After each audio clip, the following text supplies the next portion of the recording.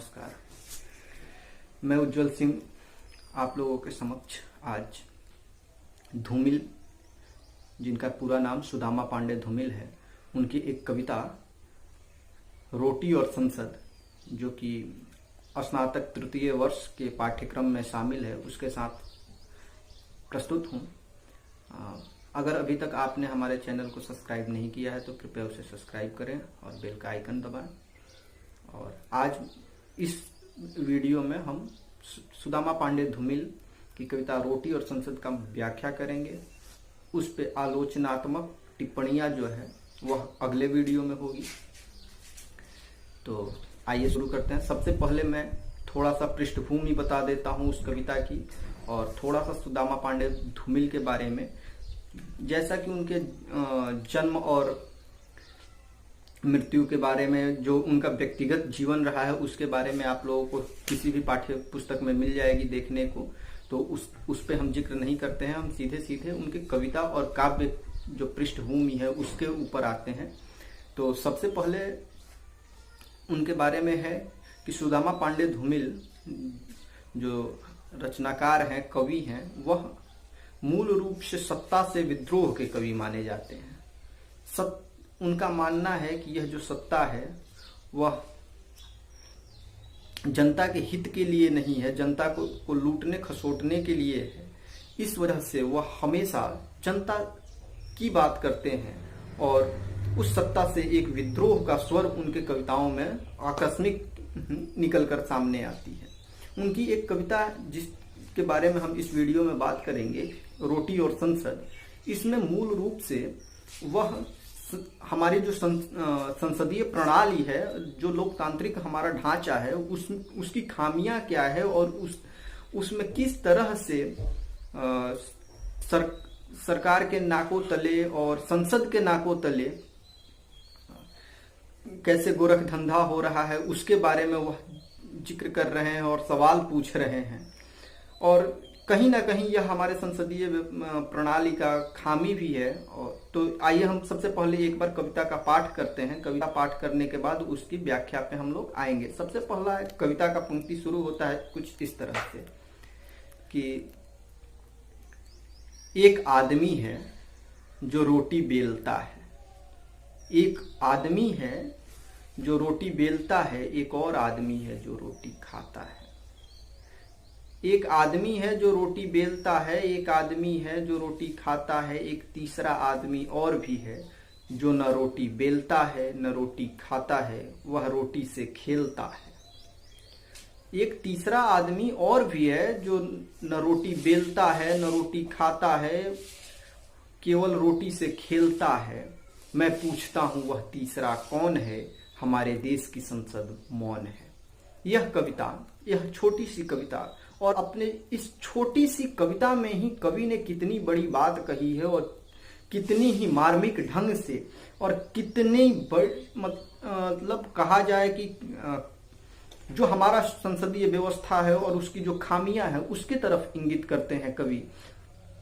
पहला जो है कि एक आदमी है जो रोटी बेलता है, यह आदमी रोटी बेलने वाला वह श्रमिक वर्ग है, वह श्रमिक है जो कि अपनी खून पसीने से अन्न को उत्पन्न करता है। वह कृषक समाज है, वह जनता है, निचली जनता है जो अपनी मेहनत से उस मुकाम तक पहुंचती है कि कुछ उसके खाने के लिए अन्न उसके घर में आते हैं। लेकिन एक दूसरा आदमी है जो रोटी खाता है, जो रोटी बना रहा है, जो रोटी बेल रहा था वह रोटी खा नहीं पाता है। यह हमारे संसदीय व्यवस्था का एक बहुत ही अमानवीय चेहरा तो नहीं कह सकते, लेकिन एक काला पक्ष जरूर है कि इसमें एक मुहावरा है हिंदी में कि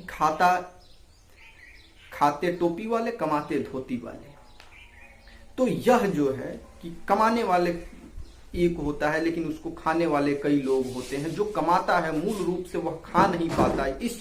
इस खामी को उजागर करते हैं कवि, और इस कविता में बताते हैं कि एक आदमी है जो रोटी बेलता है, एक दूसरा आदमी है जो रोटी खाता है।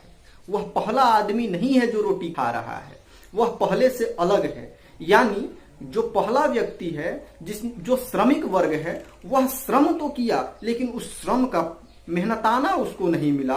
वह श्रम एक तरह से कहा जाए तो अकारथ था, व्यर्थ हो गया, क्योंकि उसका परिश्रमिकी ठीक से मिला नहीं। तो एक आदमी है जो रोटी बेलता है, एक आदमी है जो रोटी खाता है, एक तीसरा भी है, एक तीसरा आदमी भी है जो न रोटी बेलता है न रोटी खाता है, वह रोटी से खेलता है।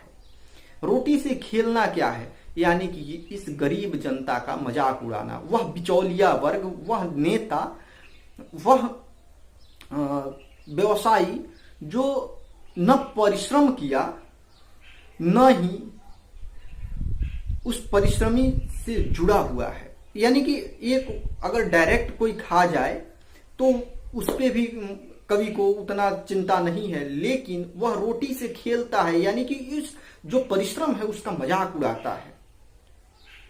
यह कवि का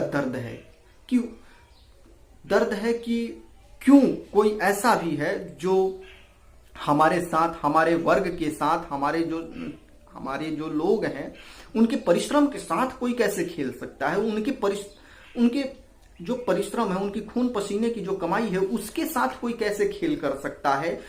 वह मूल रूप से वह पूरी की पूरी संपत्ति जो है वो उनकी है, उनकी अपनी है, लेकिन यहाँ पे वह संपत्ति उनकी अपनी ना होकर वह किसी औरों के गुलाम है। यानी कि कहीं ना कहीं समाज का वह चेहरा वह उजागर करते हैं कवि इस कविता के माध्यम से, जिसमें कि बताया गया है कि परिश्रम करने वाला कोई और है, उस परिश्रम से परिश्रमिकी कोई और कमाता है, यानी मुनाफा कोई और कमाता है। परिश्रम किसी और ने किया, परिश्रम किसान ने किया, परिश्रम जनता ने किया, अन्न उत्पन्न किया और भी बहुत कुछ मजदूर ने किया परिश्रम, लेकिन उसका मेहनताना, असली मेहनताना उस मजदूर को न मिलकर, उस किसान को न मिलकर किसको मिलता है? जो उनसे परिश्रम करवाता है वह असली माल ले जाता है। लेकिन जो तीसरा है, जो बिचौलिए हैं, जो नेता है, वह दोनों से खाते हैं। यानी कि उनके लिए उस रोटी का, उस अन्न का, उस मेहनत का कोई अर्थ नहीं है। उनके लिए सब मिट्टी के बराबर है, मिट्टी के मूल हैं।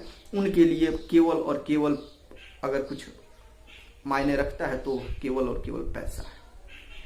एक तीसरा आदमी है जो रोटी से खेलता है। मैं पूछता हूं वह तीसरा कौन है? कवि यहाँ पे सवाल कर रहे हैं कि मैं अपने संसद से, मैं अपने देश की जो सरकार है उससे सवाल कर रहा हूं कि यह तीसरा कौन व्यक्ति है? यह तीसरा व्यक्ति कौन है जो हमारे मेहनत का मेहनताना हमको नहीं मिलने दे पा रहा है? कौन है जो हमारे मेहनत पे पानी फेर रहा है? कौन है जो हमारे मेहनत की गाढ़ी कमाई को छीन ले रहा है? लेकिन मेरे देश की संसद मौन है। क्यों वह संसद मौन है? यहाँ पे भी एक क्वेश्चन मार्क है कि संसद क्यों मौन है? संसद इसलिए मौन है क्योंकि उसी संसद में ऐसे लोग पहुंच चुके हैं जो कि उसी रोटी से खेलने वाले वर्ग से ताल्लुक रखते हैं। तो किस तरह से वह अपने ही वर्ग के खिलाफ कैसे कोई बात कह सकते हैं, कैसे अपना मुंह खोल सकते हैं? इसलिए देश की संसद मौन है। देश का संसद जो है वह यह जवाब नहीं दे पा रहा है कि कैसे, किस प्रकार से जो लोग हैं उनका भला किया जाए।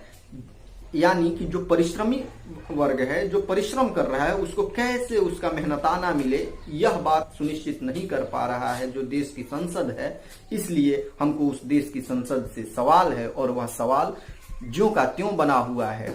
लेकिन हमारे देश की संसद इस स्थिति में नहीं है कि वह हमको जवाब दे सके।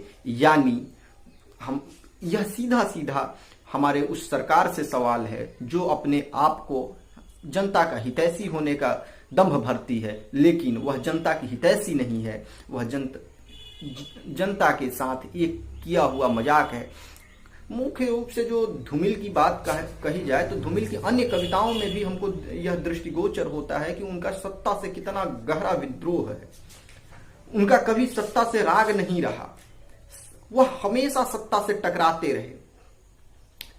और भी उनकी जब हम कविताएं पढ़ेंगे उसके बारे में विस्तार से जब चर्चा करेंगे तो हम उस पर बताएंगे कि किस तरह से वह जो देश की का जो संरचनात्मक है ढांचा है, यानी जो सरकार चलाने का ढांचा है, संसदीय प्रणाली है या जो भी प्रणाली है, उसको कैसे घटा बताते हुए कवि यह बताते हैं कि इसमें कितनी खामियां हैं, इसमें कितनी दुश्वारियां हैं, इसको कैसे सही तरीके से लागू नहीं किया जा सकता, इसको किस तरह से लोग इसका गलत इस्तेमाल करते हैं।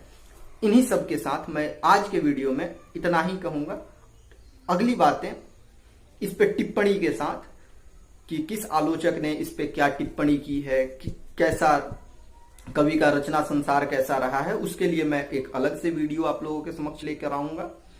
और अगर आपने ये पूरी वीडियो देखी है तो अपनी प्रतिक्रिया हम तक अवश्य दें। और अगर इसी तरह से और भी वीडियो से आपको जुड़ना है तो कृपया चैनल को सब्सक्राइब करें, बेल आइकन दबाएं, ताकि जो हमारा जितने भी वीडियोज हो सबसे पहले आप तक पहुंचे। आप सबों का धन्यवाद।